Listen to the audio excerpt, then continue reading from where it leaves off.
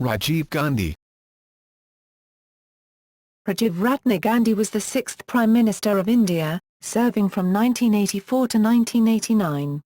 He took office after the 1984 assassination of Prime Minister Indira Gandhi, his mother, to become the youngest Indian Premier. A scion of the politically powerful Nehru-Gandhi family associated with the Indian National Congress Party, for much of Rajiv's childhood his grandfather Jawaharlal Nehru was Prime Minister. For his college education, he went to Britain where he met and began dating Antonia Mano, an Italian waitress. Rajiv returned to India in 1966 and became a professional pilot for the state-owned Indian Airlines.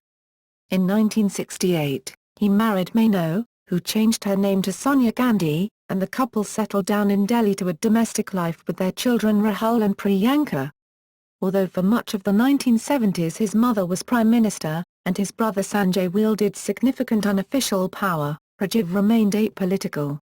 After Sanjay's death in a plane crash in 1980, Rajiv reluctantly entered politics at the behest of Indira. The following year he won his brother's Amethi seat and became a member of the Lok Sabha, the lower house of parliament. As part of his political grooming, Rajiv was made a General Secretary of the Congress and given significant responsibility in organizing the 1982 Asian Games. On the morning of October 31, 1984, his mother was assassinated by her Sikh bodyguards to avenge Operation Blue Star. Later that day, Rajiv Gandhi was appointed Prime Minister. His leadership was put to the test over the next few days as organized mobs rioted against the Sikh community, resulting in the death of thousands in Delhi alone. Nevertheless, that December, a nationwide sympathy vote for Rajiv's Congress Party helped it win the greatest Lok Sabha majority, 411 seats out of 542, in history. Rajiv Gandhi was also mired in many controversies: the 1984 anti-Sikh riots, Bhopal disaster and Shah Bano case. In 1988, Gandhi reversed the coup in Maldives antagonizing militant Tamil groups such as PLOTE. He was also responsible for first intervening and then sending Indian peacekeeping force troops for peace efforts in Sri Lanka in 1987, which soon ended in open conflict with the Liberation Tigers of Tamil Eelam, LTTE. In mid-1987, the Bofors scandal damaged his honest, corruption-free image and resulted in a major defeat for his party in the 1989 elections. Rajiv Gandhi remained Congress President until the elections in 1991. While campaigning for the elections, he was assassinated by a suicide bomber from the LTTE. His widow Sonia became the President of Congress Party in 1998, and led the party to victory in the 2004 and 2009 Parliament elections. His son Rahul is a Member of Parliament and Vice President of the Congress. Rajiv Gandhi was posthumously awarded the highest civilian award by the Government of India, Bharat Ratna, in 1991. Early life and career. Rajiv Gandhi was born into India's most famous political family. His maternal grandfather was the Indian independence leader Jawaharlal Nehru, who was India's first Prime Minister after independence. His father, Feroz, was one of the younger members of the Indian National Congress Party, and had befriended the young Indira, and also her mother Kamala Nehru, while working on party affairs at Allahabad. Subsequently, Indira and Feroz grew closer to each other while in England, and they married, despite initial objections from Jawaharlal due to his religion, Zoroastrianism. He was born in 1944 in Mumbai, during a time when both his parents were in and out of British prisons. In August 1947, Jawaharlal Nehru became the Prime Minister of independent India, and the family settled in Allahabad, and then at Lucknow, where Feroz became the editor of the National Herald newspaper, founded by Motilal Nehru. The marriage was faltering and, in 1949, Indira and the two sons moved to Delhi to live with Nehru, ostensibly so that Indira could assist her father in his duties, acting as official hostess, and helping run the huge residence. Meanwhile, Feroz continued alone in Lucknow. Relations were strained further when Feroz challenged corruption within the Congress leadership over the Haridas Mundra scandal. After Feroz Gandhi had a heart attack in 1958, The family reconciled briefly before Feroz died from a second heart attack in 1960. Rajiv first studied at Welham Boys' School in Dehradun, and then went on to the Doon School. He was sent to London in 1961 to study his A-levels. In 1962, he was offered a place at Trinity College, Cambridge, to study engineering. Rajiv stayed at Cambridge until 1965, but did not complete his degree. In 1966, he was offered and took up a place at Imperial College London, but after a year left that course without a degree. Rajiv began working for Indian Airlines as a professional pilot while his mother became Prime Minister in 1966. He exhibited no interest in politics. He married a waitress at a Greek restaurant, Albina Mano, who later became known as Sonia Gandhi. In 1970, his wife gave birth to their first child Rahul, and in 1972, to Priyanka, their second. Entry into politics. Following his younger brother Sanjay Gandhi's death in 1980, Gandhi was pressured by Congress politicians and his mother to enter politics. He and Sonia were both opposed to the idea, and he even publicly stated that he would not contest for his brother's seat. Nevertheless, he eventually announced his candidacy for Parliament. His entry was criticized by many in the press, public and political opposition. Rajiv also became a member of the Asian Games Organising Committee in 1982 with his close friend and then Sports Minister Attribution Singh as president of the committee. He fought his first election from Sanjay's erstwhile Amethi Lok Sabha seat, a Nehru Gandhi bastion, and defeated Sharad Yadav. It was widely perceived that Indira Gandhi was grooming Rajiv for the Prime Minister's job, and he soon became the president of the Indian Youth Congress, the Congress Party's youth wing. Prime Minister of India. Rajiv Gandhi was in West Bengal when his mother, Prime Minister Indira Gandhi, was assassinated on October 31, 1984 by two of her Sikh bodyguards, Satwant Singh and Beyant Singh, to avenge the military attack on the Golden Temple during Operation Blue Star. Attribution Singh, as well as President Zail Singh, pressed Rajiv to become India's Prime Minister, within hours of his mother's assassination. Commenting on the anti-Sikh riots in Delhi, Rajiv Gandhi said, "When a giant tree falls, the earth below shakes," a statement for which he was widely criticized. Many Congress politicians were accused of orchestrating the violence. Soon after assuming office, Rajiv asked President Zail Singh to dissolve Parliament and hold fresh elections, as the Lok Sabha completed its 5-year term. Rajiv Gandhi also officially became the president of the Congress Party. The Congress Party won a landslide victory with the largest majority in the history of Indian Parliament, giving Gandhi absolute control of government. He also benefited from his youth and a general perception of being free of a background in corrupt politics. Economic policy.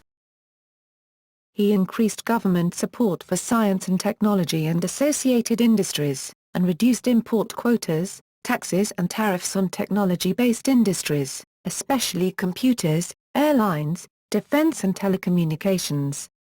In 1986, he announced a national policy on education to modernize and expand higher education programs across India. He founded the Jawahar Navodaya Vidyalaya system in 1986, which is a central government-based institution that concentrates on the upliftment of the rural section of the society, providing them free residential education from 6th till 12th grade. His efforts created MTNL in 1986, and his public call offices, better known as PCOs, helped spread telephones in rural areas. He introduced measures significantly reducing the license Raj, in post-1990 period, allowing businesses and individuals to purchase capital, consumer goods and import without bureaucratic restrictions. Foreign policy.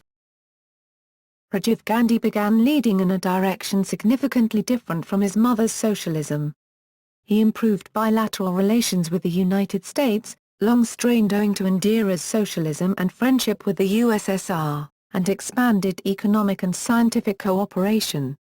During his state visit to the Soviet Union, he met with Premier Nikolai Tikhonov, Andrei Gromyko of the Ministry of Foreign Affairs and Mikhail Gorbachev. Security policy. Rajiv authorized an extensive police and army campaign to contain terrorism in Punjab. A state of martial law existed in the Punjab state, and civil liberties, commerce and tourism were greatly disrupted. There are many accusations of human rights violations by police officials as well as by the militants during this period. It is alleged that even as the situation in Punjab came under control, the Indian government was offering arms and training to the LTTE rebels fighting the government of Sri Lanka. The Indo-Sri Lanka Peace Accord was signed by Rajiv Gandhi and the Sri Lankan President Jaya Jayawardene, in Colombo on July 29, 1987. The very next day, on July 30, 1987, Rajiv Gandhi was assaulted on the head with a rifle butt by a young Sinhalese naval cadet named Vijayamunadruana de Silva, while receiving the honour guard. The intended assault on the back of Rajiv Gandhi's head glanced off his shoulder and it was captured in news crew photographs and video. With his speech while addressing the joint session of the U.S. Congress and India, he said, "India is an old country, but a young nation. And like the young everywhere, we are impatient. I am young and I too have a dream. I dream of an India, strong, independent, self-reliant and in the forefront of the front ranks of the nations of the world in the service of mankind." Controversies. Anti-Sikh riots. At a boat club rally 19 days after the assassination of Indira Gandhi, Rajiv said, "Some riots took place in the country following the murder of Indira. We know the people were very angry and for a few days it seemed that India had been shaken. But, when a mighty tree falls, it is only natural that the earth around it does shake a little." This statement sent a wrong signal to the authorities, who adopted a callous approach of not allowing the truth to come out despite the government setting up probe panels one after the other, including 2 full-fledged judicial commissions, the first headed by retired Chief Justice of India Ranganathan Misra and the second by former Apex Court Judge G.T. Nanavati. As mentioned in the book, When a Tree Shook Delhi by senior advocate H.S. Phulkar and journalist Manoj Mitta, who have based the details of the book mainly on evidence produced before the 9 panels and trial courts and high courts in the form of affidavits by witnesses, the police ironically cracked down on the Sikh victims, who had been defending their properties when they were attacked by hooligans led by local Congress leaders. Bofors scandal. Rajiv Gandhi's finance minister, V.P. Singh, uncovered compromising details about government and political corruption, to the consternation of Congress leaders. Transferred to the Defense Ministry, Singh uncovered what became known as the Bofors scandal, involving tens of millions of dollars, concerned alleged payoffs by the Swedish Bofors arms company through Italian businessman and Gandhi family associate Ottavio Quattrocchi, in return for Indian contracts. Upon the uncovering of the scandal, Singh was dismissed from office, and later from Congress membership. Rajiv Gandhi himself was later personally implicated in the scandal when the investigation was continued by Narasimhan Ram and Chitra Subramaniam of the Hindu newspaper. This shattered his image as an honest politician. He was posthumously cleared over this allegation in 2004. Opposition parties united under Singh to form the Janata Dal coalition. In the 1989 election, the Congress suffered a major setback. With the support of Indian Communists and the Bharatiya Janata Party, Singh and his Janata Dal formed a government. Rajiv Gandhi became the leader of the opposition, while remaining Congress president. While some believe that Rajiv and Congress leaders influenced the collapse of V.P. Singh's government in October 1990 by promising support to Chandrasekhar, a high-ranking leader in the Janata Dal, sufficient internal contradictions existed within the ruling coalition, especially over the controversial reservation issue, to cause a fall of government. Rajiv's Congress offered outside support briefly to Chandrasekhar, who became Prime Minister. They withdrew their support in 1991, and fresh elections were announced. In his book, Unknown Facets of Rajiv Gandhi, Jyoti Basu and Indrajit Gupta, released in November 2013, former CBI Director Dr. A.P. Mukherjee wrote that Rajiv Gandhi wanted commission paid by defence suppliers to be used exclusively for the purpose of meeting expenses of running the Congress Party. Mukherjee said Gandhi explained his position in a meeting on June 19, 1989, during a meeting between the two at the Prime Minister's residence. Sri Lanka Policy. Then Sri Lankan Prime Minister Ranasinghe Premadasa opposed the Indo-Sri Lanka Peace Accord, but accepted it due to pressure from then-President Junius Richard Jayawardene. In 1987, when he was inspecting Guard of Honour in Sri Lanka, he was assaulted by a Sri Lankan sailor Vijayarana de Silva of naval rating. His own agility and Indian Special Protection Group saved Rajiv from that brutal attack. In January 1989 Premadasa was elected president and on a platform that promised that the Indian Peacekeeping Force, IPKF, leave within 3 months. In the 1989 elections, both the Sri Lanka Freedom Party and United National Party wanted the IPKF to withdraw, and they got 95% of the vote. The police action was unpopular in India as well, especially in Tamil Nadu, as India was fighting the Tamil separatists. Rajiv Gandhi refused to withdraw the IPKF, believing that the only way to end the civil war was to politically force Premadasa and militarily force the LTTE to accept the accord. Gandhi had concluded a visit to Sri Lanka.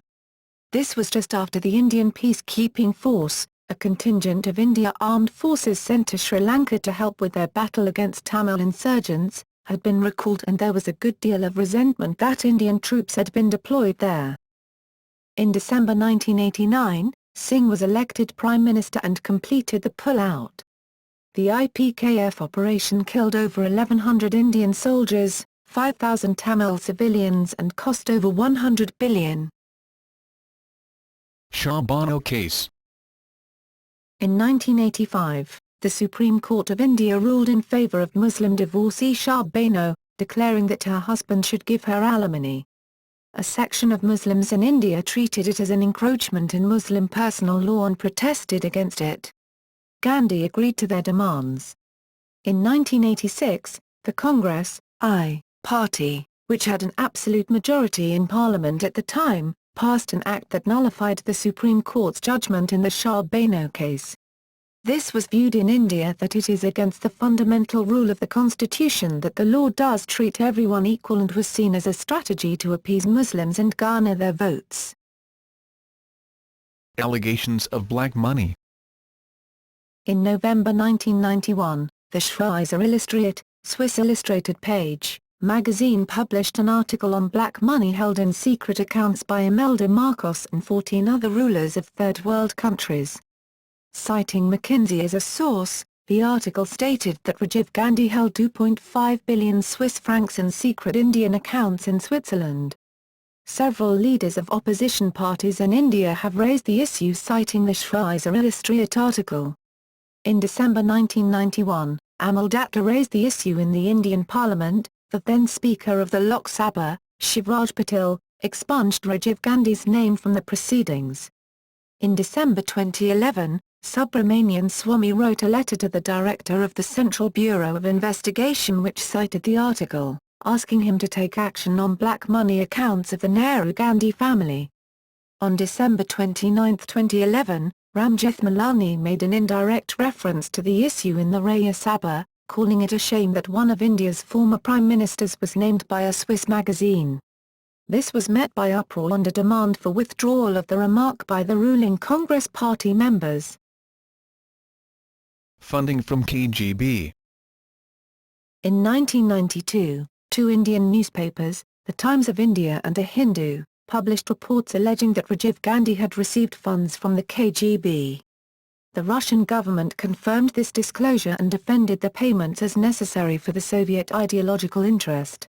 In their 1994 book The State Within a State, the journalists Yevgenia Albats and Catherine Fitzpatrick quoted a letter signed by Viktor Shibrikov, the head of the KGB, in the 1980s. The letter says that the KGB maintained contact with Rajiv Gandhi, who expressed his gratitude to the KGB for benefits accruing to his family from commercial dealings of a controlled firm, and a considerable portion of funds obtained from this channel were used to support his party. Albats later revealed that in December 1985, Shabrikov had asked for authorization from the Central Committee of the Communist Party of the Soviet Union to make payments to family members of Rajiv Gandhi, including Sonia Gandhi and Rahul Gandhi. The payments were authorized by a resolution and endorsed by the USSR Council of Ministers, and had been coming since 1971. In December 2001, Subramanian Swamy filed a writ petition in the Delhi High Court, acting on which the court ordered CBI to ascertain the truth of the allegations in May 2002. After 2 years, the CBI told the court that Russia would not entertain such queries without a registered FIR. Assassination. Rajiv Gandhi's last public meeting was at Sriperumbudur on May 21, 1991, in a village approximately 40 kilometers, 30 miles, from Chennai, Tamil Nadu, where he was assassinated while campaigning for the Sriperumbudur Lok Sabha Congress candidate. At 10:10 p.m., a woman, later identified as Thanmozi Rajarashnam, approached Rajiv Gandhi in public and greeted him. She then bent down to touch his feet and detonated a belt laden with 700 grams of RDX explosives tucked under her dress. The explosion killed Rajiv Gandhi, his assassin, and at least 25 other people. The assassination was caught on film through the lens of a local photographer, whose camera and film were found at the site. The cameraman died in the blast, but the camera remained intact. Rajiv Gandhi's mutilated body was airlifted to the All India Institute of Medical Sciences in New Delhi for post-mortem, reconstruction and embalming. A state funeral was held for Rajiv Gandhi on May 24, 1991. His funeral was telecast live and was attended by dignitaries from over 60 countries. He was cremated on the banks of the river Yamuna, near the samadhis of his mother, brother, grandfather and Mahatma Gandhi. Today, the site where he was cremated is known as Vabhumi. Aftermath. The Supreme Court judgment, by Judge Thomas, confirmed that the killing was carried out due to personal animosity of the LTTE chief Prabhakaran towards Gandhi arising out of his sending the Indian Peacekeeping Force, IPKF, to Sri Lanka and the alleged IPKF atrocities against Sri Lankan Tamils. The Rajiv Gandhi administration had already antagonized other Tamil militant organizations like PLOTE for reversing the military coup in Maldives back in 1988. The judgment further cites the death of Thalipan in a hunger strike and the suicide by 12 LTTE cadres in a vessel in October 1987. In the Jain Commission report, various people and agencies are named as suspected of having been involved in the murder of Rajiv Gandhi. Among them, the cleric Chandraswamy was suspected of involvement, including financing the assassination. Nalini Sriharan is the lone surviving member of the 5-member squad behind the assassination of Rajiv Gandhi and is serving life imprisonment. Arrested on June 14, 1991, she was sentenced to death, along with 25 others, by a special court on January 28, 1998. The SC confirmed death only for 4 of the convicts, including Nalini, on May 11, 1999. Nalini, who was a close friend of an LTTE operative known as Sriharan alias Murugan, another convict in the case who has been sentenced to death, later gave birth to a girl, Harithra, in prison. Nalini, who was earlier given the death sentence, was commuted to life imprisonment in April 2000. She regrets the killing of the former Prime Minister and claims that the real conspirators have not been caught yet. President of India had rejected the clemency pleas of Murugan and 2 others on death row, Suthendra Raja alias Santhan and Perarivalan alias Arivu, in August 2011. The execution of the 3 convicts was scheduled on September 9, 2011. However, the Madras High Court intervened and stayed their execution for 8 weeks based on their petitions. In 2010, Nalini had moved the Madras High Court seeking release as she served more than 20 years in prison. She argued that even life convicts were released after 14 years of prison term. The state government rejected her request. Murugan, Santhan and Perarivalan, the 3 convicts condemned to death sentence, have claimed that they are not ordinary criminals but political prisoners. On February 18, 2014, the Supreme Court of India commuted the death sentence of Murugan, Santhan and Perarivalan to life imprisonment, holding that the 11-year-long delay in deciding their mercy petition had a dehumanizing effect on them. On February 19, 2014, Tamil Nadu government decided to release all 7 convicts in Rajiv Gandhi assassination case, including A.G. Perarivalan and Nalini. The Union of India challenged this decision before the Supreme Court, which referred the case to a constitution bench. The report of the Jain Commission created a storm when it accused then Tamil Nadu Chief Minister, Karunanidhi of a role in the assassination, leading to Congress withdrawing its support for the IK Grill government and fresh elections in 1998. LTTE spokesman Anton Vilasingham told the Indian television channel NDTV that the killing was a great tragedy, a monumental historical tragedy which we deeply regret. A memorial christened Veer Bhumi was constructed at his cremation spot in Delhi. In 1992, the Rajiv Gandhi National Sadbhavana Award was instituted by the Indian National Congress Party. Institutions named after Rajiv Gandhi. The international airport constructed at Hyderabad has been named Rajiv Gandhi International Airport. Rajiv Gandhi University of Health Sciences, centered in Bangalore, India, is a unitary university set up in 1996 by the Government of Karnataka, India, for the regulation and promotion of higher education. Rajiv Gandhi Pradyogiki Vishwavidyalaya, also known by the English name Rajiv Gandhi Technical University and by the name State Technological University of Madhya Pradesh, is an Indian multi-campus affiliating university in Madhya Pradesh. Inaugurated on November 18, 2002, Rajiv Gandhi Centre for Biotechnology, RGCB, is a premier research institute in India, exclusive devoted to research in molecular biology and biotechnology. Thiruvananthapuram, Trivandrum, Kerala. Rajiv Gandhi Institute of Technology, commonly known as RIT, in Kottayam district in Kerala. Rajiv Gandhi Institute of Petroleum Technology, Raebareli, Uttar Pradesh. Rajiv Gandhi University, RGU, earlier known as Arunachal University, established in 1984, is the oldest university in the Indian state of Arunachal Pradesh. The foundation stone for the university was laid by the then Prime Minister of India late Smt. Indira Gandhi. The Rajiv Gandhi National Institute of Intellectual Property Management, Vignayatam, is a central government organisation under the Ministry of Commerce and Industry engaged in conducting various intellectual property, IPR, programs on patents, designs, trademarks and geographical indications. Further reading. Saki Shrikantha. Prabhakaran Phenomenon. Lively Comet Imprint 2005.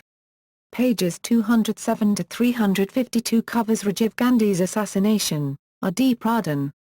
Working with Rajiv Gandhi, Mani Shankaraya. Remembering Rajiv. Rupa. New Delhi. 19